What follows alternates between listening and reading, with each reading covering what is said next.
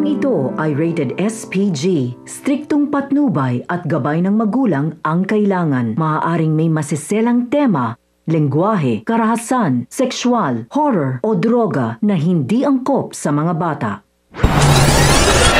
Mga kapamilya, sinabi ni Celso sa kanyang sarili na alam niyang hindi niya dapat panghimasukan ang mga plano ni Olga, pero hindi nararapat na nasa loob ng kulungan si Bubbles, kaya't kinakailangan nitong makalaya.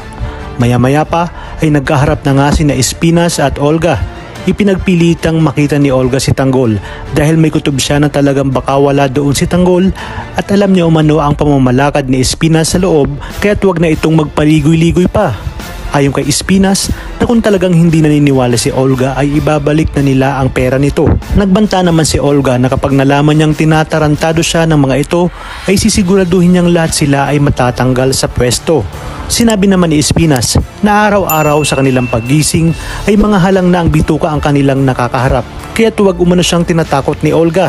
Kung kaya't iginit ni Olga na hindi niya tinatakot si Espinas dahil lahat ng sinasabi niya ay ginagawa niya. Sa kabilang banda, dumating na nga sa bagong bodega at laboratorio sina Don Julio at Ramon kasama si David. Nagulat si David dahil biglaan siyang nagkaroon ng bodyguard na si Bullet. Ayon nga kay Don Julio, ito ang magiging bodyguard ni David. Tinanong ni David kung ano ang kanyang gagawin. Kaya naman sinabi ni Don Julio na si David ang maghahanda ng produkto at kasama sa pagdi-deliver sa mga kliyente. Wala ngang nagawa si David kundi sumunod na lamang. Maya-maya pa ay tinawagan nito si Olga at panireklamo dahil wala umano siyang alam sa droga. Kung kaya't sinupalpal siya ni Olga at sinabi na inuuna kasi ni David ang kanyang kayabangan. Ayon pa kay Olga, babaguhin nila ang diskarte sa pagtransport ng mga droga upang mapabilib ni David ang mag-amang Ramon at Don Julio.